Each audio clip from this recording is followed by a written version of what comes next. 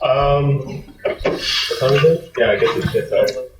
So, Ryan just talked about extra credit opportunity by visiting the talk. I didn't say extra credit, but I'm happy to give out extra credit if you attend the talk and tell me you're there when you're there. Do something. Take a photo of me at the talk. How about that? Don't post it on social media.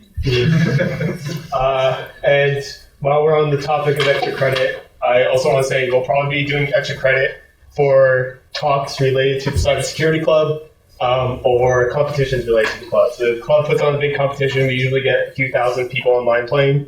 If you play and do a write-up for one of the challenges of that competition, usually we give extra credit for one of the projects. Same thing with going to a talk if you feel like it's relevant to the course.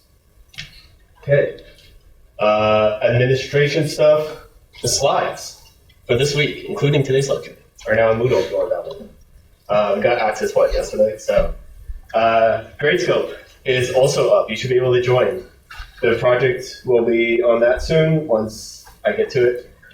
What else? CampusWire. Is everyone on CampusWire? The code is there. Please do not message me on Discord or Twitter asking for help with the project. I like to have things for myself, so use CampusWire for that. What else? Anything else in administration that we have?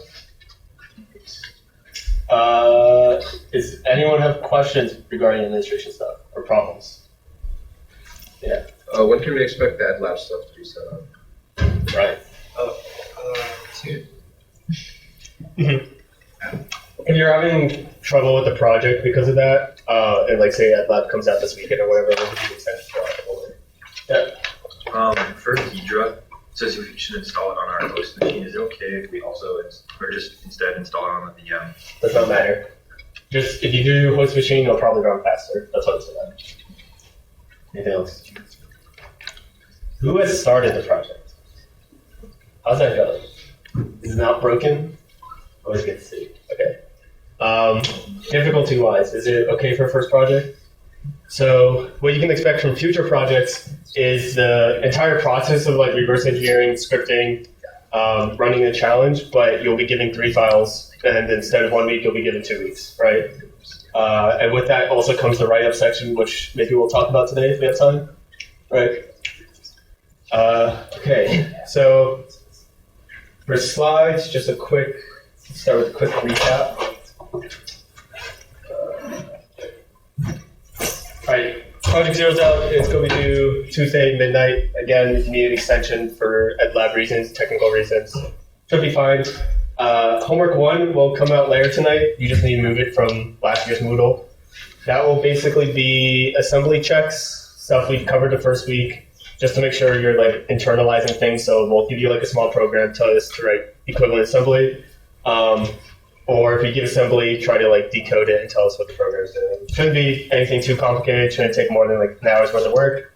That will be due Thursday, midnight again.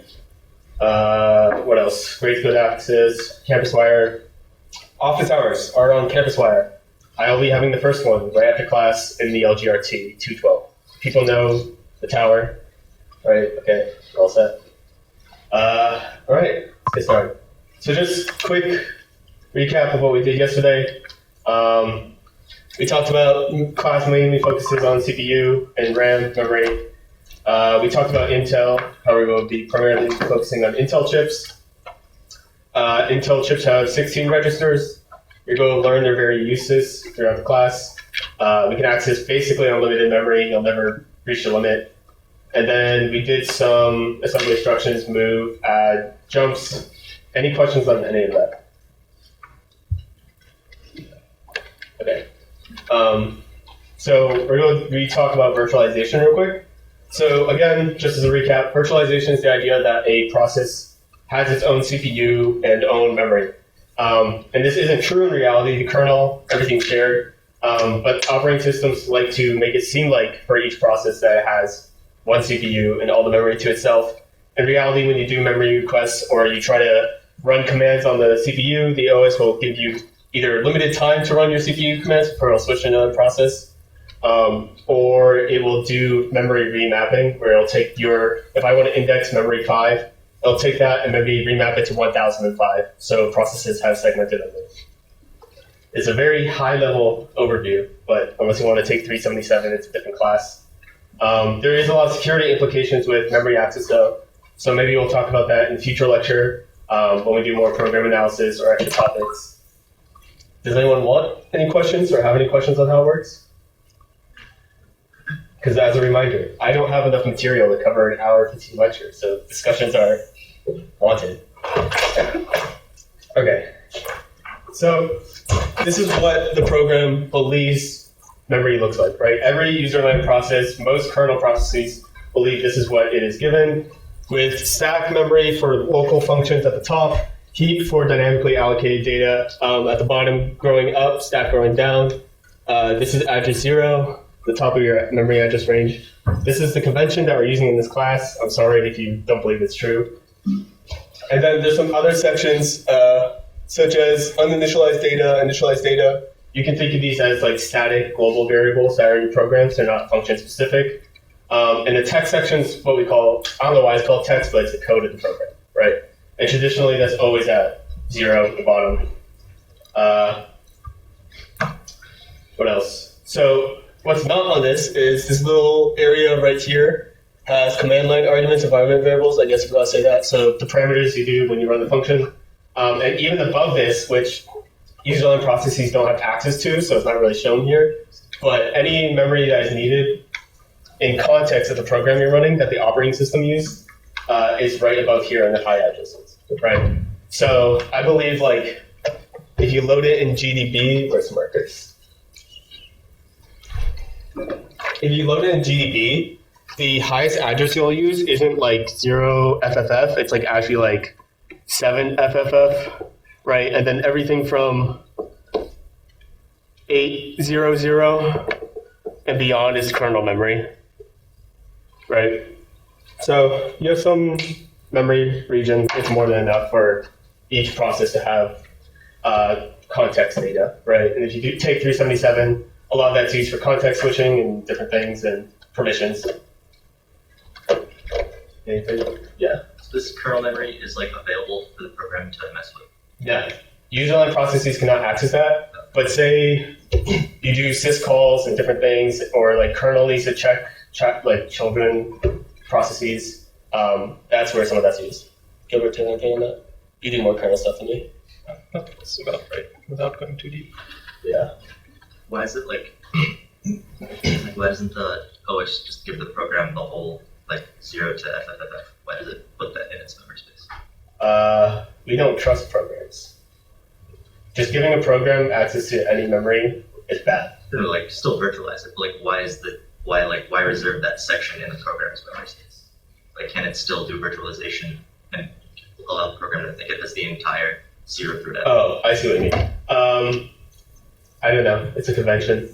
When you execute a syscall, the program swaps from like user space into kernel space.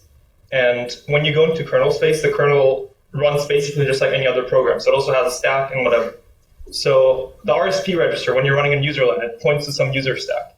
When you're then going into kernel land, this RSP register, for example, is changed to a different value that represents the kernel stack. So if I'm just trying to how I want to go about it without going too deep.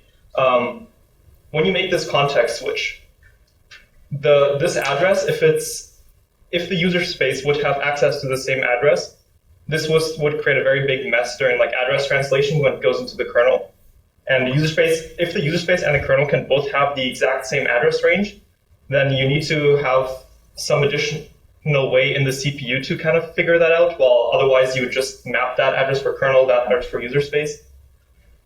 It's a bit hard to explain, but for like memory dereferences, kind of the CPU is just going to walk the page tables and figure that out. But if the user space can also access the same addresses, there's like a lot more complexity gets added to that at that point, and that would make things more difficult. I don't know if that makes sense at all, but another thing to consider is like when you're doing OS stuff, like I'm sure you could figure out a way to do the remapping so that works how you could do it, like where everything could just access all memory ranges, and then given the context of what you're executing, you could figure it out. But if that's one more jump code and one more compare opcode, every time I access memory, then that could be like an insane performance hit of like the magnitude of like maybe 10% loss. So this is probably much more efficient. And like stuff like that's insanely important when you're like trying to do emulation and virtualization and you're running like multiple operating systems at once, right? So you really have to think about those things. There's even like performance hits. So if I have code and I just separate it into two separate functions, just that call and stack setup for the function is a huge performance hit. So sometimes in like programs like operating systems, you'll see just giant one line or one function programs because calling a new function every time you do it is a performance hit. Any other questions on that? Okay. Okay, so this is where we're starting today again. So a stack, everyone should know what a stack is from 250. If you haven't taken 250, that might be a problem. But basically just a data structure where we can push and pop things off of the top. And in x86, there's corresponding opcodes, push and pop, which does exactly what it looks like, right? So, like we said earlier, there are kind of two stacks nested in a way. So there's the function stack, and then each function has local variable stacks, right? So let's take this code and our example stack here. If we're calling function 1, we need to store all the local variables of function 1, right? So we are going to create an object, which this is in itself a stack, right? And this is going to contain all the local information of function 1, right? And then eventually, function 1 calls function 2. So we're going to need a place to store local variables of function 2. So we'll put that on top of function 1. Now, the reason why this is a good data structure for programming and keeping track of memory is that we are never going to go back to 1 until we finish 2, right? We have to eventually return. So all this data from 1 can just be stored below. We never need to access it. If you want to do funky things to access it, you really can by like doing extra out of bounds like indexing with RSP. But in reality, you'll never need local variables from 1, right? Anything you need will be passed as an argument to 2 in good programming, right? So then eventually 2 calls 3. And then when we're done, theoretically, right, we don't actually do this, but we pop 3 off the stack, we go back to 2. We're eventually going to pop 2 off the stack, go back to 1. And when I say pop, it's just loading some values so you can re-get the context of the previous function. But we never like zero out this data in memory. That's a big performance hit if we have to do it. So we kind of just like keep track of the stack. That's what the register RSP is for, stack pointer. And say the RSP is currently like, right, we finished 3, we go back to 2, then we just assume this data is trash and we can always overwrite it later in program execution. There are bugs and like exploits that we can look at later in the course where, since this data isn't zeroed out, if we have an out of bounds check, maybe you can re-access it in a context we shouldn't be able to. Primarily that's done on heap memory and not stack memory, but the same, issues hold. Yeah. This isn't also not technically possible in persistent memory that doesn't zero out memory when it's deleted. Like, for example, if I delete a file, Windows is just going to say that that file space is available to store more data in. Is that the same idea, basically? Yeah. Ryan, do you want to talk about recovering files in a forensics case? Yeah, so I teach a whole class on this 365, which is offered only in the fall. So but good news is you can take it next semester. So in general, files that are written, a file system is basically a table of contents. And when you want to delete something, you just change the table of contents entry and you leave the data there because why would you do extra work, right? It's just that is available. If the file's encrypted, then you can just delete the key. And that's equivalent to deleting the whole file. That's a nice feature, performance feature of encrypted file systems. But in general, you either have the encryption key and you can get everything, or you don't, and you're screwed. There's no magic for getting encryption keys unless it's, how many people have their password as their pet or birthday? Raise your hand. You didn't fall for that? So unless it's a bad password, you're kind of out of luck, and there's no magic government system for cracking passwords. Yeah. Just as a quick example, I think it's command shred. Yeah. So shred's a command built into Linux where because when we delete a file, it only deletes the reference in the folders and file tables and how Linux does inodes. Shred is a program that will delete the reference to the file, but then just overwrite it with random data like over and over again.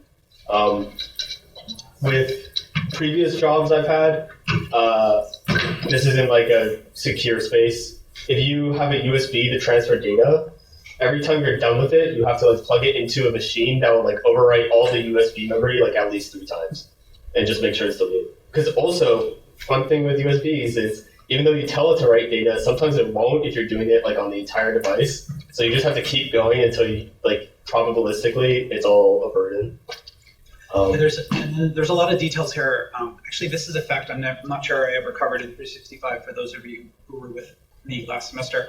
If it's a SSD device, there's a level of abstraction between like where things are being written and what it pretends is available to you. So it could be written, and then another file is written, and it moves yours over here, even though because of where leveling it's called. There's all sorts of just weird stuff going on, and so that's what. Notice Steve. I was waiting for Steve until sense. He overwrote the entire USB and not the file because that's the only way to be sure. But even then, you know, if it's important, burn it. Yeah. Memory is really wacky. So last summer I was reverse engineering Windows and specifically the memory compression system in Windows. So this is a new feature I think starting like late versions of Windows 10, where if you have 1,000 VMs running or programs and you're running out of memory on your system, it'll compress some of the pages and write them to disk. So suddenly all your program memory is written to disk, which is a huge issue. But it's fun in the way that like maybe there's an exploit where there's an integer overflow, right? But it's a counter for something. So one of my bosses had this bug where we have this integer overflow, but to exploit it, we need to like create a struct like 20 million times, right? And like the runtime for this is 3 days, this exploit.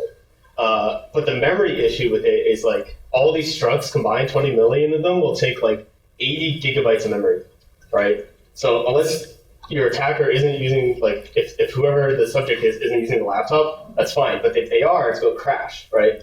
But memory compression allows you to make all these structs and do the integer overflow, which like leads to full command execution at kernel level, right? But the issue is that all that data is written to disk, and then if you do forensics things, suddenly you can get program runtime data from forensics. Any other questions? Okay, what were we talking about? Call stacks, right.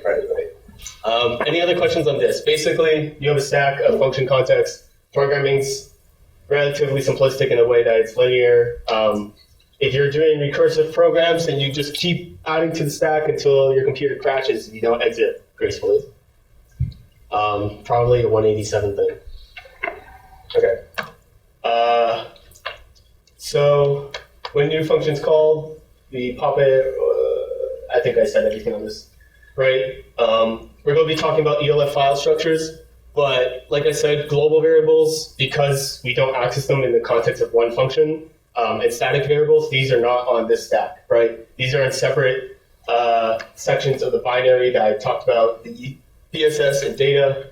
The homework will have you learn a little bit about this so you can understand it more. Okay. So how do we actually accomplish keeping track of this data, right? Memory from a CPU standpoint, an actual computer hardware standpoint, is just like one continuous array. So we don't have built-in structures. Everything like page tables is completely like abstracted, virtualized, all human constructions. So there's 2 main pointers, base pointer and a stack pointer. So if we have our stack and we have a few functions, the stack pointer always is at the top, right? That's just how we keep track of the top of the stack. If we want to push a new function or pop a function, this pointer is either moved in the case of push or moved down in the case of pop, right? Pretty self-explanatory. And this basically just lets you keep track. You can use it for indexing, but convention is, and how compilers usually work, is we use the base pointer for indexing. There's no real difference. It doesn't mean anything, but I think that's all it is about the stack pointer. And the base pointer, because we use it for indexing, I guess this might be a reason why, base pointer keeps track of the current function's base, right? So when I pop a function, if we have this current setup right here, the RSP will then move to this point, and base pointer will move to this one. That makes sense. In reality, there's a little bit more information because not only do we need to restore context of memory, we need to restore context of execution when we're changing functions. So there's a little bit more going under the hood, but this is how we do the memory side of local variables. When we actually pop and we get rid of this function, we just assume this is dead data. If we call a new function, we'll just overwrite it. Again, always issues here. If you find a bug relating to this, it's probably a pretty important one. So keep that in mind. And then in terms of actual opcodes used, so the assembly, for RSP, there's the push opcode and the pop opcode. Pop takes a parameter. So if I do pop RAX, I'll take the top value off and then put it into the RAX register. If I do push RAX, I'll take the value of the register and put it on the top of the stack. Both of these opcodes also move the RSP up or down accordingly, right, to always be at the top of the stack. And then the call opcode. So when we actually do a function call in code, like function parentheses, if we look in the assembly, we'll have this call opcode, which will initialize the start of a new stack by pushing the instruction on the stack. We'll show that in the actual code in a second. Does this make sense? Right? We have 2 pointers for the stack because we need to know the start and end. Great. So let's look at how a function stack. So right, we have this stack of functions, but then every function has its own stack of local variables. So let's go into this. Right. So if we want to make a new function, the first thing we have to do is call the function, right? So the call opcode, if this is our, say, right here is like previous functions, right? And this is our base, right? So if we want to call a function, ideally, what do we need? Anyone have a guess? Ignore all of the arguments, ignore all the data of the new function. What will we need when we're done with the function? Return address. Okay, someone said it. Right, we're going to need a return address. So that's what the call opcode does. The call opcode, if we have assembly, right, like say call func1 is the opcode, and then we continue extra later, right? And in code, this will be, you're calling a function, and then it returns, and we continue execution. What that call opcode does is actually push the address corresponding to this instruction, so that when we're done with the function, we can return to the previous function's code, right? So we get this return address. I'm going to draw it up because that's easier, but the diagram's down, right? So we get this return address, and then the RSP will then be accordingly pointing to the top, right?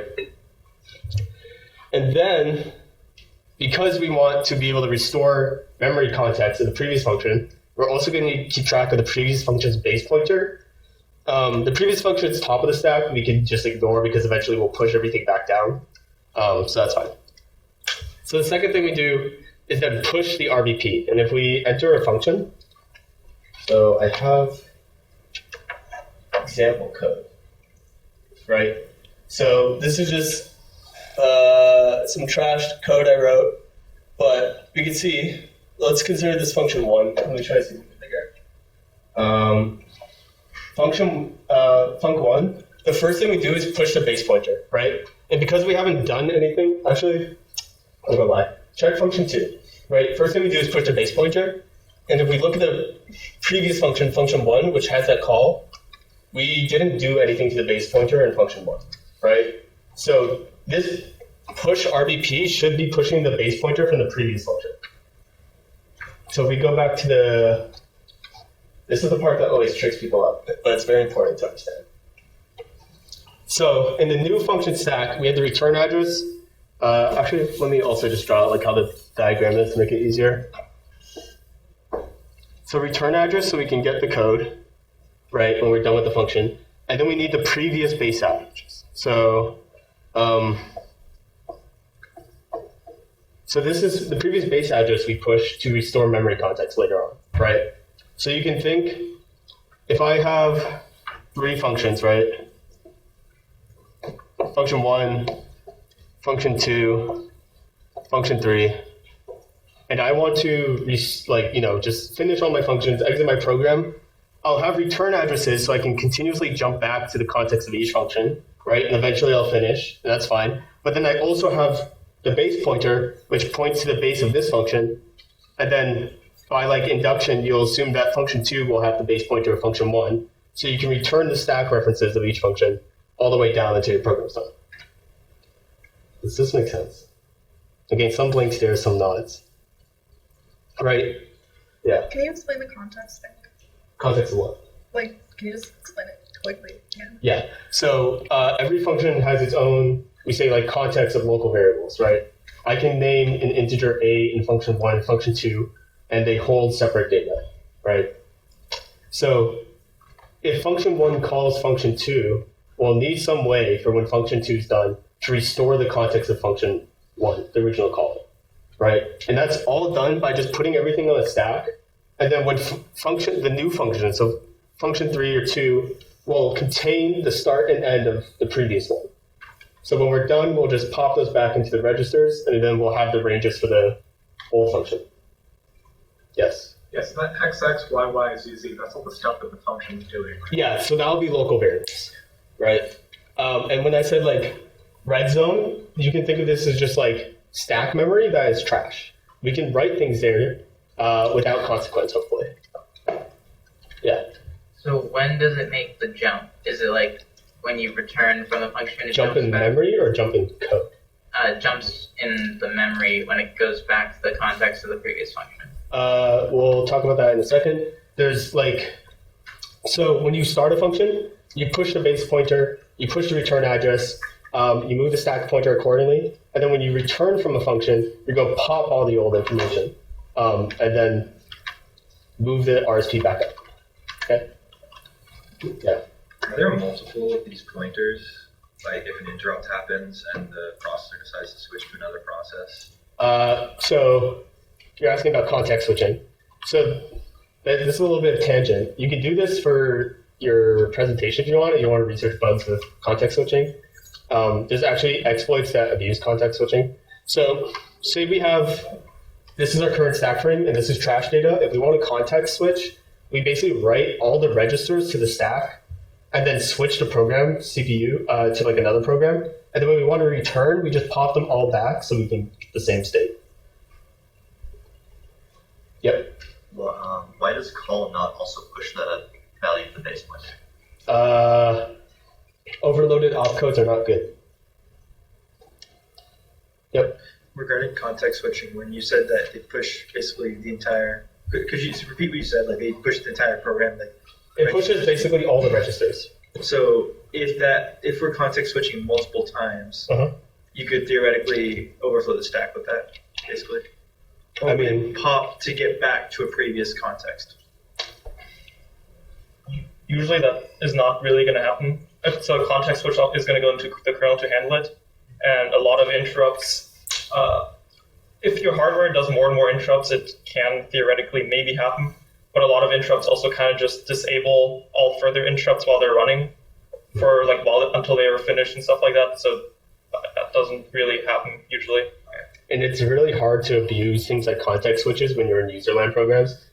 Say you're already running kernel code, then sure you could do it. But userland is very hard to corrupt this data because the kernel can stop you at any point. Also, for the previous question about why RBP isn't pushed with that on call instructions, RBP is considered a general purpose register in the x86 architecture.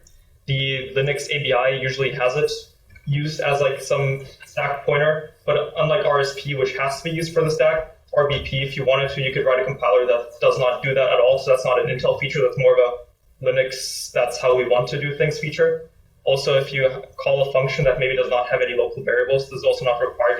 The compiler might not use RBP at all. So it's kind of just not even just making from performance purposes why that's bad on like an architectural level. It's also just would be incorrect on like on an Intel specification level. Yeah. Just real quick off that, so you can see this function 2, all it does is return the number 2.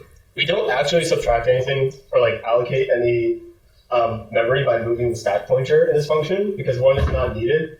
And then even like if I did have local variables in this function, if it knew that there's no function call after that, it won't bother moving the stack pointer because it knows it's like we don't really care about offsets if there's nothing after it. All of it's just going to be trash data anyways. So there's a lot of weird optimizations. Also, something to note that everything we're talking about right now is specifically for Linux 64-bit, right? How parameters are handled in 32-bit is very different. How parameters are handled in Windows is very different. All of this convention of which registers to use is completely arbitrary and up to the operating system. Okay.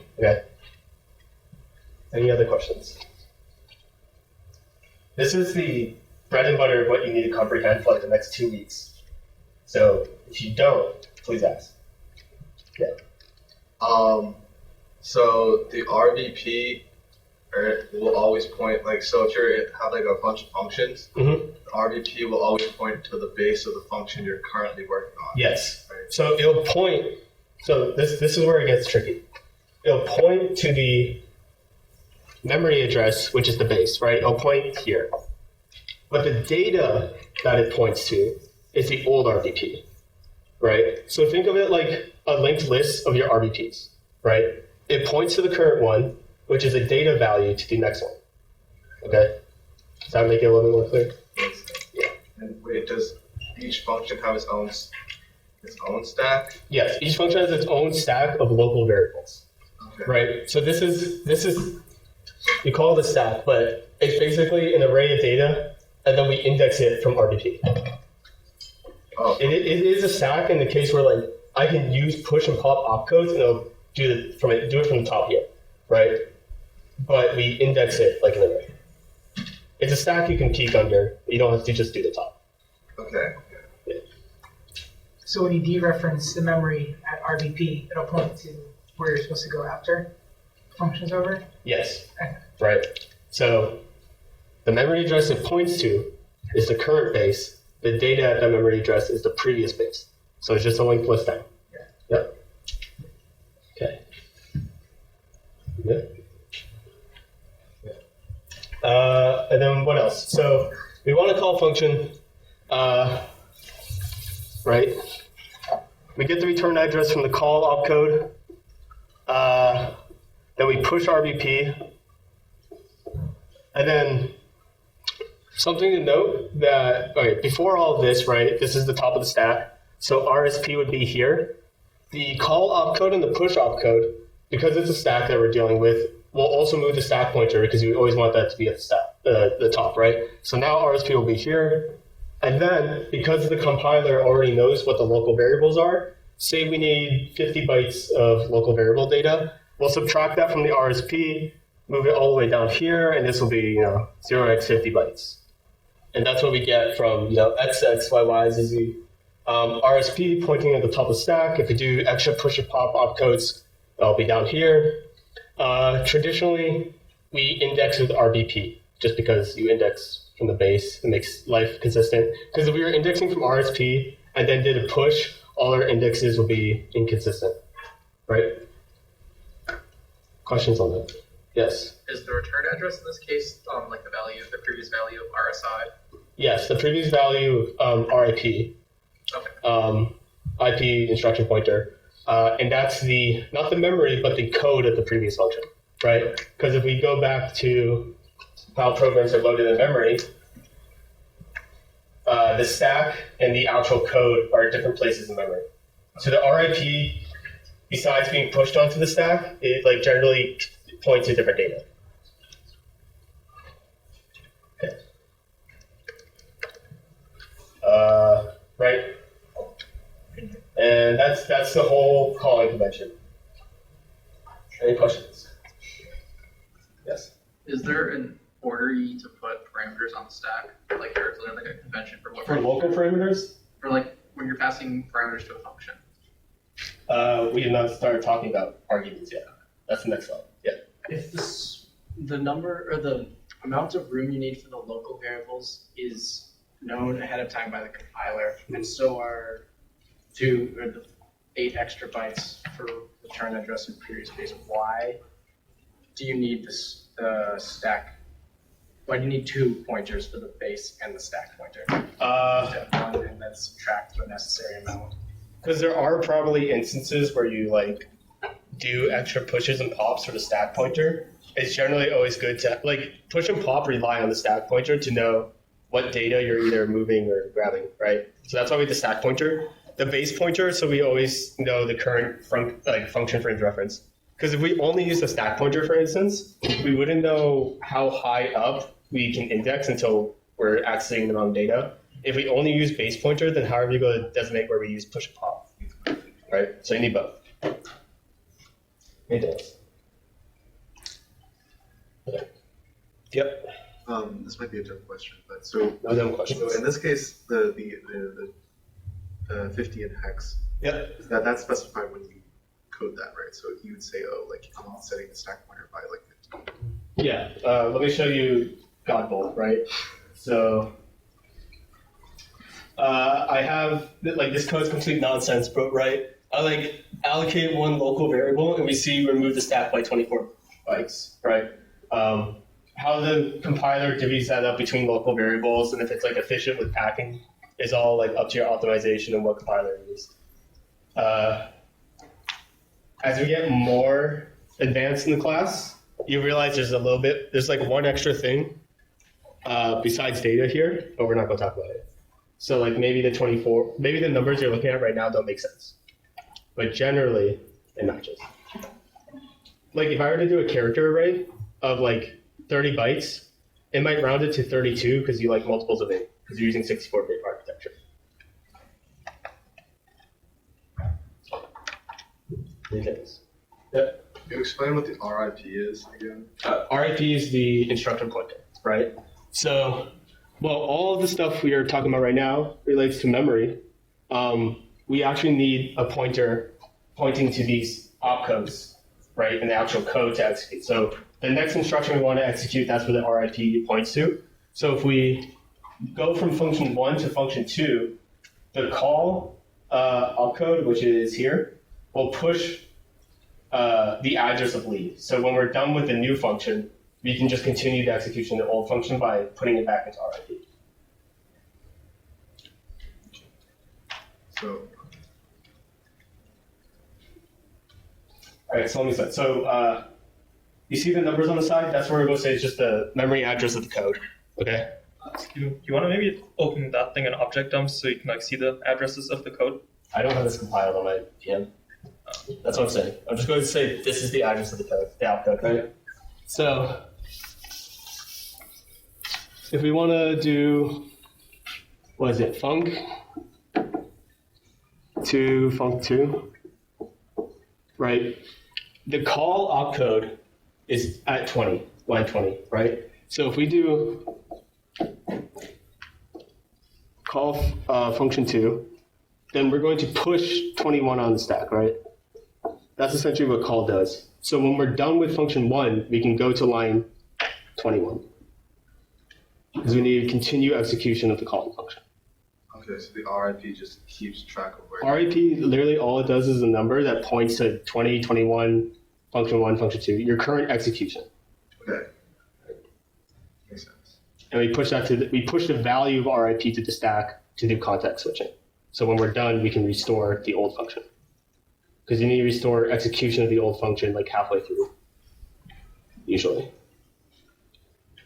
So like in your diagram, RBP would be at the base and RSP would be like at the start of. Yeah, so RBP is at what we consider the base and the start, and the return address is always the one record for the base. It's a little confusing. Oh, so that's the return address is the RIP. Yeah. That's so we would pop that off, put in RIP, and then we resume execution of the previous function. Okay, that makes sense. Yeah, so if we're talking about like if func is the very first function of our program, does func also have a saved RBP or no? It's only the address. Yes, we'll talk about later. Okay. So if you think main is the first function of your code that's called, you're wrong. Right. Which is unintuitive, but we'll figure out why. But eventually we get to a point where there is no saved RBP. Eventually, you get to a point where you call the exit function. So even if you don't put exit in your code, the code that calls your code will eventually call exit, and then it returns all memory and allocates everything back to the kernel. Yes. Anything else? This is good. This is how the questions. Okay. So where are we in the slides? So let's talk about arguments. We did all of that, and we don't even have parameters yet. It's very convenient that we're doing 64-bit because it's easy in 64-bit. All the arguments are just put into registers right before you call, right? So it's in this order, which you don't necessarily have to memorize, but you probably will by the end of class. It is in completely arbitrary order, so enjoy that. But all we do is right before we call a function, we just use quite literally the move command to move all our arguments into registers. And then if you have more arguments than registers, which God forbid if you're writing code like that, then you just push it on the stack and it'll be before the return address, and the compiler will figure that all out for you. If we were doing 32-bit executables, because 32-bit, I guess either had less registers or 32 bits limited something for them, everything would be on the stack and it would make your life a nightmare. But this is very convenient. We probably will not see functions that do arguments on the stack in this class. What else did I say on the slide? I think that's pretty much it. Yeah. Any questions about arguments? Dan? Could that be used as like an obfuscation method, or like a bunch of dummy arguments before each call, so all the arguments are just popped onto the stack? If you're writing the assembly yourself, yeah, probably. I don't know how you would make a compiler do that. You would probably just write C code that has a bunch of arguments, and then the compiler would cry. But one of our lectures in the second half of the semester, we're going to talk about LVM passes, where you can write compiler paths that basically modify the output binary in some way that you want. You could use that to add that, for example, if you wanted to. That is kind of, I don't know what the official term for that is, but it's kind of, you just obfuscate stuff by adding more useless code. It's not generally the best obfuscation because there are automated ways to remove a lot of kind of like dead code is what it refers to kind of. So there are much more interesting obfuscations, but yes, that is something that's possible. You just add a bunch of useless instructions and make life a bit more difficult. On top of that, we're also having a separate lecture on malware development, and we're going to be looking at some malware and how they do obfuscation too. Yeah. Does top of the stack frame mean immediately before RBP? It's exactly where if you want the top value, let me rephrase this. If you want to push something to the stack, it is directly what's under in this case, right? If I do push, it will do this space. If I do pop, it will do this space. Like the push instruction is basically just subtract. On 64-bit, it basically just subtracts 8 from RSP and then puts the value in that register at that location. Yeah. The pop instruction does the exact opposite, where it adds 8 to RSP, and then and that's all actually. That's all it does. Yeah. I phrased it poorly. Where do the extra arguments go on the stack? Oh, they go before the return address. So actually, if you want to call a function with a ton of arguments, it's the previous function's job to push everything to the stack. Yeah. It would happen before you call the new function. Yeah. Marge already answered this, but so when a function returns from, it completes and it returns back to the base of the previous stack, how do we know where the stack pointer is for that stack? We just came back. So before you do, we haven't talked about it yet, but the return opcode. There's also so we have a subtract RSP to allocate all this. If we're subtracting RSP, we know the exact amount we have to add back to get there. And then any pops will also move the RSP back up. So just by kind of deallocating the memory you use for the current function, the RSP will get back there anyways. And then there's people have made opcodes like leave, which does everything I just described, but in one opcode. So it varies how you can do it. Yeah. Is it possible to overflow and override the return address? You can overflow anything technically, usually, unless there's checks. But in practice, if you can, sure. Anything else? Also, keep in mind, any memory overflows or changes to all this gets checked by the kernel because it's all virtualized. So even if you can, the kernel might not let you do anything with it. Unless you overflow it to a valid memory location only, which is used in the heap exploits. Are we doing that one? Aren't we talking about stack exploits? Yeah, but if you overflow registers. We'll be talking a lot more about overflows very soon, in like 1 or 2 lectures. I think next Thursday. Anything else? The good news is, if you understand this, you understand pretty much at least a third of the class now, right? The rest is just doing things with this. We're going to be assigning an assignment, I think today it's probably going out where you just do some assembly programming where you set up these function calls yourself. That's probably going to help you a good bit understanding that more. Also, if you haven't already, check out the document that we uploaded on Moodle. It's kind of just Intel doc on like assembly a bit. I think that describes the stack frames and stuff as well. And if you have like any other question, CampsWire is always open to. Yeah.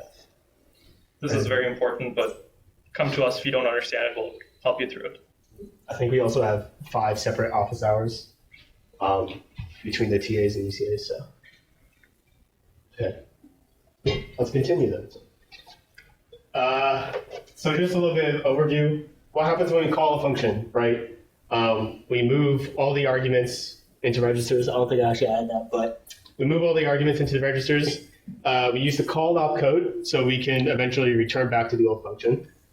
We push the old base and move the stack pointer, so we set up the new stack, and we also have the information to return to the old function stack.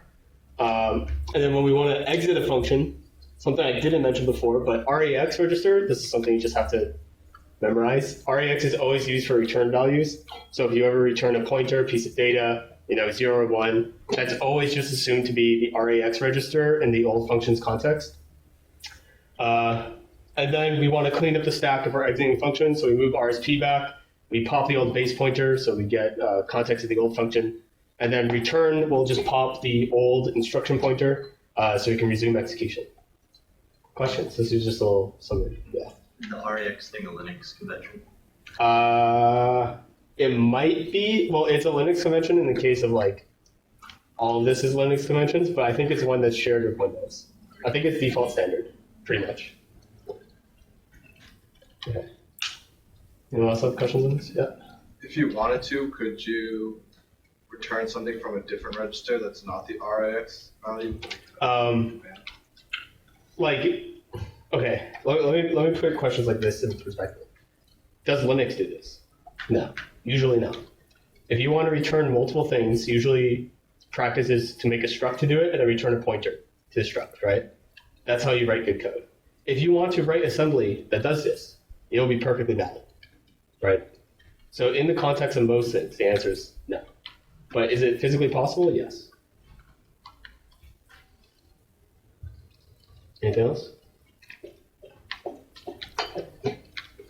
So that's pretty much all of assembly. There's a little bit more that we haven't talked about, like syscalls, or like one of the like 50,000 instructions that we haven't covered, but we're not going to, thank God. So syscalls we'll talk about a little bit more when we're actually doing exploitations and we want to take advantage of them. Right now, you just need to know, like, if you're doing things like file I/O, syscalls are used because we don't trust user processes. And it gives code execution, it allows the kernel to do things for us. Okay. So let's talk a little bit about file types. This is a little bit of a detour, but it'll be useful to understand what we're doing in this class. So who here has written Python code? I assume you have for the project, thank God. So we name our Python files .py. That does literally nothing. That is just so we can know it's a Python file. The way operating systems actually identify what a file type is by a magic header, which is just the first few bytes of the file, right? And we just have the operating system with a bunch of different file parsers that say, it's like if-else trees, like switch statements. If this is the first 4 bytes of the file, we know it's an ELF file. We know it's a PY file, text, whatever. This is how Linux does it. If you're in Windows, you get a cry about it because Windows makes it very complicated, and it has extra file wrappers that lie to you, and you can embed different file types, and it's a whole mess. But in Linux, it's very easy, right? So every single binary and executable file that we're working with is an ELF file, and all of them will have these as the first few bytes, right? So if you type, let's go to Linux. I have 3 executables here in green. If I type file, and then one of them, we know it's exactly 64-bit. This is small. Let me make it bigger. We get that it's a 64-bit Linux executable, right? And that's completely identified by the first 4 bytes, and we get the details like 64-bit by the extra data. But we start the initial parsing of the ELF file because of this first 4 bytes, right? Use like hex dump on the file. I don't remember all my. So pipe to header or whatever. Yeah. Right. Okay. So you can see that if I just get the actual raw data of the file, 7F454C, what I ran the slides. Yeah. Exact same thing. Right. And you can see the actual if we printed this as readable ASCII characters, then ELF is in it. And also something we can do is just Google, right? If I just Google magic headers and then go to Wikipedia, we can see all our favorite file types and all their different magic headers, right? So this is a little bit about how file types work. Seems pretty important. Some fun things you can do with file types in the context of exploitation is if you write your own parser for any file, you can just lie about the extension, right? If they write a bad parser that just looks at is it a .php file, or if it's a .png but actually it's code, and then it gets parsed incorrectly, there's exploits usually that. Eamon, I'm gonna pick on you. Give me an example of when that happens in web programming. This is common. I mean, there's a thing in PHP where you could just have you could bypass the parsing. It would check for the file ending. You could just, strings in PHP are null terminated, so you could just use a URL encoded like null, which is %00, and then it would just say, oh, this is a valid string, even though you added stuff at the end to it, or have a different file name, file type. Yeah. So another thing that also happens in PHP a lot is you'll have a website that says upload a user avatar and it's an image, right? So you upload the image, but we're not going to actually upload an image. We're just going to name it .jpeg, and actually it's PHP code. The server will then put that as part of the website and then actually run the PHP code, and suddenly you get code execution. Yeah, that depends. If you can also do something like .jpeg.php, and then it would work. It depends on a lot of stuff with PHP is a mess. PHP just don't use PHP. Yeah. But as a general concept, disguising files as different types, as either messing with the magic headers and then putting code after it, or just naming a file something else, causes a lot of issues with parsers, right? I don't think we do any bugs with that in this class, but it's maybe one of the challenges is parser. I don't know, but it's a generally good to know concept. Never make your own tool. Yeah. So all these magic headers are Linux specific? No, these are generally file type specific. So this will be the same on Windows, but then Windows adds its own metadata to every file. So it can how you click on something and Windows has its preferred program to run it. That's because it has its own metadata associated with every file type. Which means you can do weird things like embed not JavaScript code, but JS code, which is Microsoft's own programming language. You can make weird files with JS. Funky things. Yeah. So does this trick only work if the parser that is being used is not well done? Bad, yeah. But you would be surprised at how much code's bad code. And then most of it is.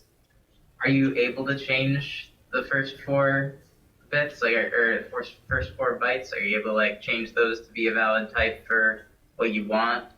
Yeah, I could go in a text editor and just change it to whatever I want. Would it still work? Who knows? Because maybe the file parsing gets screwed up.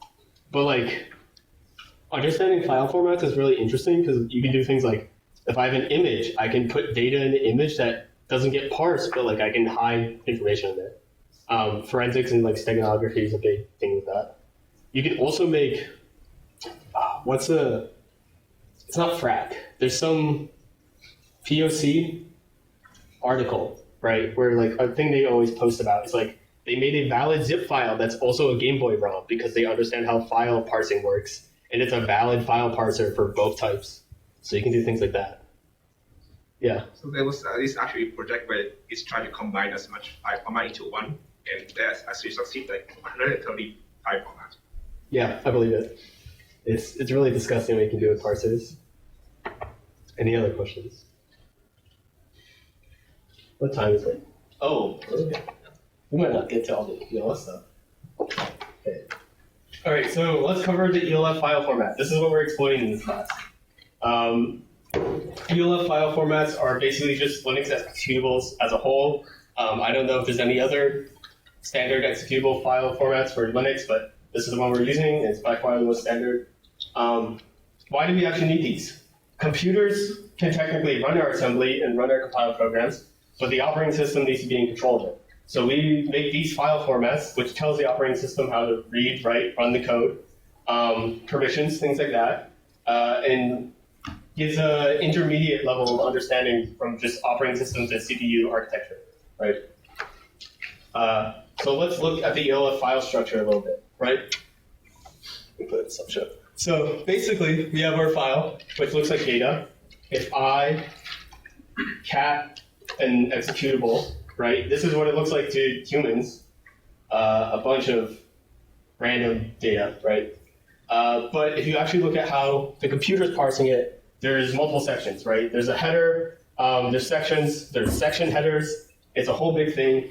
You can go to Wikipedia. ELF file. And it'll list you through it. There's also like OS dev wiki, which will list it. But let's go through some of the details, right? So the file header. This is the main thing that the computer initially parses. If I run file on an executable and we get these extra data like, 64-bit, the version, statically linked, all this extra thing, what compiler we use, all of this is in the file header.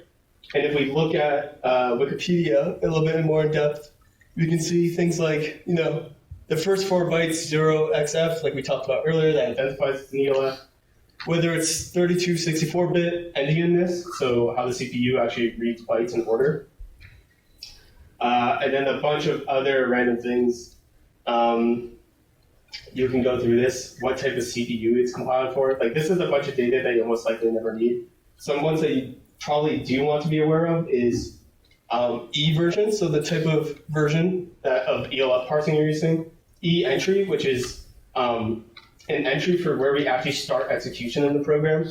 Ghidra uses this to determine what functions first called when we start our program. And then there's some other things like flags, right? Whole bunch of data. The OS uses it, we don't. We can also use the readelf command, which is just, I think, installed on Linux automatically. And we can see like this is just a parser that we can use to observe all this data.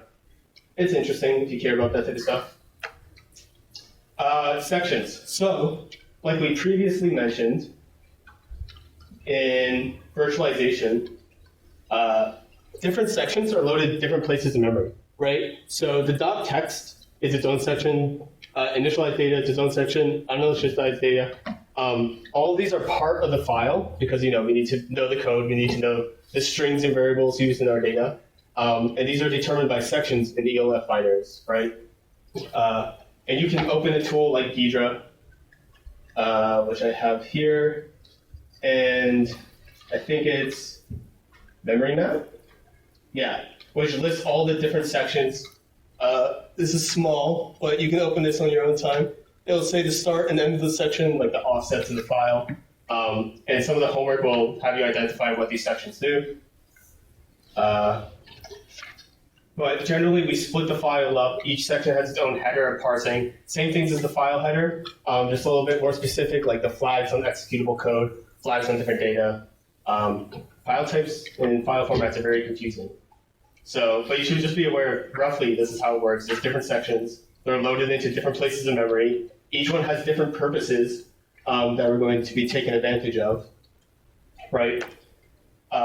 So just the big ones right away. .text is code, right? Everything that we execute should be in .text. Usually the operating system will flag this part of memory as executable and flag the rest of it as not executable, right? That's one of the defense mechanisms we learned about in this class. BSS is uninitialized global variables. During function execution start, we initialize it all as 0 as just a precaution because we don't know about the data that was previously there in memory. .data is initialized global variables, so if you have like a menu in your program and it has words in the menu, that is all stored there to be referenced later. So when we actually run an EOF program, what happens is the operating system will run a parser that parses all these sections, loads everything in memory accordingly, and then use that entry pointer that we mentioned earlier in the header to start function execution, right? So a big concept in this class is all about corrupting memory. If we can find a bug that lets us corrupt memory in the section that we're not supposed to, we can either like edit the memory that we're shown in like data, or we can redirect execution, maybe execute our own code instead, all through just simple memory corruption. So that's like every bug in this class, it's a memory corruption bug. Okay? So let's actually go through compilation real quick. This is a little hard to read though, but so we have our C program. First thing we do is run it through the preprocessor, which is basically just like if you have macros or, in C programming, you have .h files, .c files. It basically brings it all into one program. It expands the macros, makes it a little less human readable, but it's still code that we can read at the end of the day that the compilers will later take later. So then we run it through the compiler, which turns all our code into assembly and not zeros and ones. It turns it into the format of this, right? So at this point, it's still human readable opcodes. You can run the commands on the slides yourself and test this. I'm going to skip it for time. From the compiler, we toss it into assembler, which takes again those opcodes, and now it spits out zeros and ones in different sections. But again, this isn't an ELF format yet. So that's what the linker does, is it puts everything together, makes it into an ELF file, which then the operating system can execute. The linker also does other things, which we'll talk about in a second. Any questions so far? Can you go back a slide? Yes. The slides are online if you need to take notes. So I'm going to continue if there's no questions. The homework will also cover this, and you'll have to look some stuff up on Wikipedia, answer some questions, get the data. Some quick notes on compilation. It's a lossy process. So this is why we have to do reverse engineering and use tools like Ghidra, right? You don't get source code from compiled programs. That'll be super inefficient in terms of size, right? If you have like a 1,000,000-line program, you don't want the code to also be that size. And also when we program things, we use variable names, right? Do we really need variable names in code that is compiled and no one's going to look at? So typically things like symbols, variable names, are all stripped away from the executable unless you're using like a debugging executable where you want to like test it prior, right? Anything that is release ready and output by a company usually has all that information stripped away, makes the program a lot smaller. What else? Also, there's this idea of reuse code. So we have libraries, right? Everyone that's written C has imported, standard IO. A big concept is that, okay, how many programs are on my computer that use standard in and like scanf, right? We don't want to repeat that code on our hard drive thousands, if not millions of times.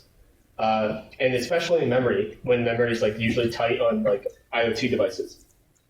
So a big idea is that instead of storing all these repeated pieces of code in memory, we can just have one version of the library running in memory, and then during runtime, every program that needs to use those functions can just reference it in memory. And that's done during runtime. It's called dynamic linking. So let's talk about linking as a whole, right? So think about any major function you use, printf, puts, fgets. There's two ways we can input this in our file. Static linking, where we add it in our file during compilation, and it's actually part of the file, or dynamic linking, where during runtime we run it, we reference it in a library loaded in memory. Okay. So let me explain static linking first, and then questions. So static linking, when we actually want to compile something, we use something called the LD, compile time linker, to take all the code from the standard libraries and just put it in our binary. We just basically copy paste anything that's required. The upsides of this, we can toss the binary onto any machine, and because all the library code's in the binary, it should be able to run, right? As long as it's the same architecture. Anything statically compiled should be able to run on anyone's machines without them having any library installed, right? So if I compile binary in Rust, you won't need the Rust libraries to run it if it's statically linked. Downsides, it's huge. Libraries are very big, and even if you want one function, it's huge. So let's look at an example. Here I have a few programs. Hello world, right? What is cat? The source code. So all it does is have the puts function, right? Prints hello world. If I run it, that's all it does. So one of these I'm going to show you is compiled dynamically, and one is statically, right? And the way I'm going to show that is just lsla. So this lists all the files. The size of the static file is right there, and that is almost 1 million bytes, okay? The dynamic one is 15,000. So that's in magnitude, almost 2 magnitudes higher in terms of file size. So, you know, if I'm making a small program on an IoT device, that's very important. Any questions on static linking? Okay. Is this taught in 230? Okay. So static linking is really good if you need portability, really bad in production. That's why, like, if you install programs on Linux and you try to compile any tool on your own, you always have to install all the libraries because everything's dynamically compiled. Dynamic linking. So, like I said, it's useful not to keep all that data in your binary because we're going to have a lot of repeated code on your hard drive. And if you don't have a big hard drive or you don't have a lot of memory, it's a huge pain in the ass, right? So we instead create something called a dynamic linker, which before main's executed, this will link all the libraries up with like offsets into their code that our program can call, right?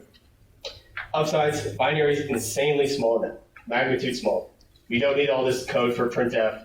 All functions that are dynamically linked reference the same code now.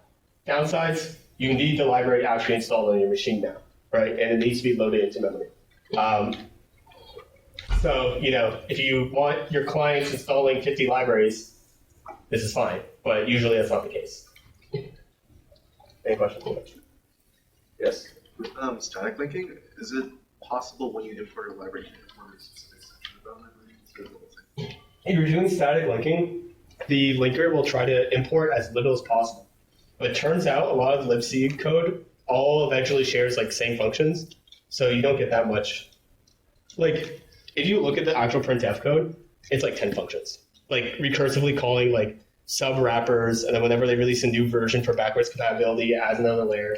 So it gets bloated very fast. Anything else? Okay. So how do we actually execute ELF files, right? So say we want to run a file. The parser identifies as an ELF file first off, and then we read all the header and section information to see how and where to load it into memory. But the first thing, which is pointed in by the header, is the start function, right? Underscore start. It's not main. Main is actually the last thing it's called. So underscore start then calls more functions. It calls, this should be libc, sorry, not this. Start main, which will, you know, take parameters like where is the main function we're calling? Are there any functions that need to be initialized before main? Are there any functions that after main exits do we need to deconstruct things in the binary, right? And we can all look at this in Ghidra. It might be on the homework. But if we go to, again, window, memory map, or sorry, if you go to the functions menu, right, and we click start, we can see all start is, let me make it a little bigger. All start is a wrapper for libc start main, right? And Geezer's really bad at identifying this, but one of the things you can see it takes as a parameter is our main function. If I double click that, this is project 0 if anyone hasn't recognized. So before project 0 main's called, libc start main's called, and start's called. And then these extra parameters in libc start main, Geezer's really bad at decompiling. But that's just more functions, more or less. Let me bring it back out, right? And those functions are underscore init, which again, this is going to be very confusing if you don't know what's going on. So you don't need to understand this decompilation. But underscore init's called, and then when main exits, underscore finit is called, and this basically just stands for initialize, finish initialization.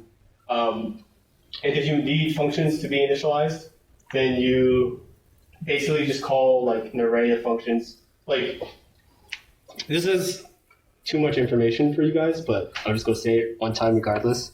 So if we want to initialize our program, eventually we're going to call underscore init, which then goes to the section dot init array, which is just every function you need to call, right? And it'll just linearly do that. And then same thing when you're done, you'll call finit, function, which will then go to the FNE section, right?